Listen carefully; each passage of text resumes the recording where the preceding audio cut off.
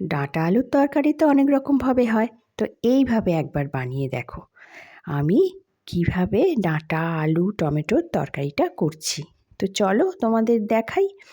আমি কড়াইতে প্রথমে তেলের মধ্যে 5 ফোড়ন আর অল্প একটু জিরে ফোড়ন দিয়েছি, দিয়ে তার মধ্যে টমেটোগুলোকে আমি ভালো করে ভেজে নিচ্ছি। টমেটোগুলো কুচিয়ে দিলে হতো, কিন্তু কুচিয়ে দিলে টমেটোর রসটা বাইরে পড়ে যায় বলে আমি সেই জন্য গোটা গোটা টমেটোকে এইভাবে কেটে আমি কড়ার মধ্যে দিয়ে দিই।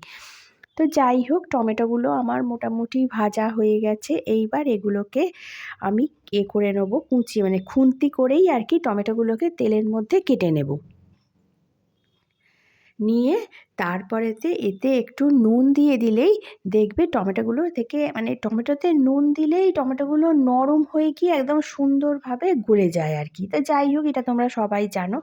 তো আমি নুনটা দিয়ে দিয়েছি, শুধু নুন নয় সব রকমের মশলা দিয়েছি, আর দিয়েছি অল্প একটু হিংটা খুন্তিতেই লেগে গেছে। যাই হোক, বেশি হিং তো দেওয়া যায় না। তো দিয়ে এইবার আমি ভালো করে তেলের মধ্যে টমেটোটাকে আর মশলাগুলোকে দিয়ে ভালো করে কষিয়ে নিচ্ছি। প্রথমে আমি তার আগে বলে দিই, ডাঁটা আলু প্রথমে সুন্দর করে ছাড়িয়ে নিয়ে ধুয়ে পরিষ্কার করে নিয়েছিলাম। তো যাই হোক, এবার আমি জলটা কিন্তু পুরো ঝরিয়ে নিয়েছি, জল শুদ্ধ কড়ায় দিইনি। যাই হোক, এবার ভালো করে কষিয়ে নিচ্ছি আমি টমেটোটাকে। ভালো করে কষানো হয়ে গেলে ওই ডাঁটা আলু এগুলো ওই কষানো টমেটোর মধ্যে দিয়ে দেব।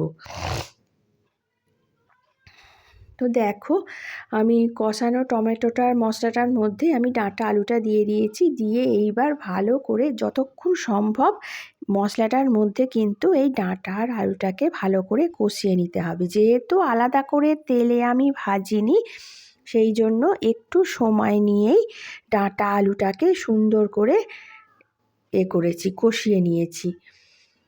তো ডাঁটা আলু আমি কষিয়ে নিচ্ছি। আর আমি এই রকম সাধারণত ঘরোয়া রান্নাই কিন্তু পোস্ট করি। তো আমার রান্নাগুলো যদি ভালো লেগে থাকে, আমার ভিডিওগুলো যদি ভালো লেগে থাকে, তো অবশ্যই আমার চ্যানেলটাকে সাবস্ক্রাইব করে দিয়ে আমার সঙ্গে থাকবে, লাইক করবে, কমেন্ট করবে। দেখো, ডাঁটা আলু আমার কষানো হয়ে গেছে। এইবার এর মধ্যে আমি অল্প করে জল দিয়ে দেব। তো জলটা কিন্তু একদম সাধারণ টেম্পারেচারেরই জল, কোনো রকম গরম জল আমি ব্যবহার করিনি। এইবার জলটা দিয়ে কিছুক্ষণ ফুটবার জন্য অপেক্ষা করব। একটু ফুটে উঠলে তারপর ঢাকাটা দিয়ে দেব। তো জলটা ফুটুক কিছুক্ষণ।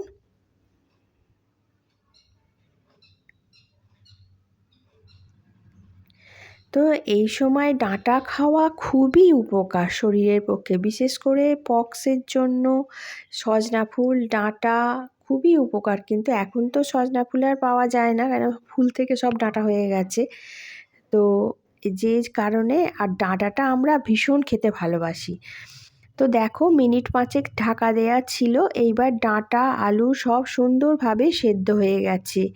এইবার এর মধ্যে দিয়ে দেব আমি একটু গরম মশলা। এই গরম মশলাটা আমি বাড়িতেই তৈরি করি, আমি দোকানের কেনা গরম মশলা ব্যবহার করি না। তো যাই হোক, গরম মশলাটা দিয়ে দিয়েছি। দিয়ে এইবার আমি ভালো করে এটাকে নাড়িয়ে নিয়ে জলটা আমি একদমই জলটা পুরোটা শুকিয়ে দেব না, একটু রসা রসা মতো রাখবো, কেন যেহেতু শুকনো শুকনো ভাত দিয়ে খাওয়া হবে। একদম শুকিয়ে ফেললে আবার ভাত দিয়ে মেখে খেতে অসুবিধে হয়, একদমই শুকিয়ে যায়। তো একটু আমি রসা রসা রাখবো তরকারিটা। তো আমার তরকারিটা রেডি হয়ে গেছে। ডাঁটাগুলো এর থেকে বেশি ফোটালে আবার ডাঁটাগুলো এতটাই গলে যাবে যে একদম পুরো তরকারির সঙ্গে মিশে গিয়ে ঘাঁট হয়ে যাবে। তো ঠিক আছে, আজকের ভিডিওটা এই পর্যন্তই। আমার ডাঁটা আলুর তরকারি রেডি হয়ে গেছে। তো রাখি, টাটা।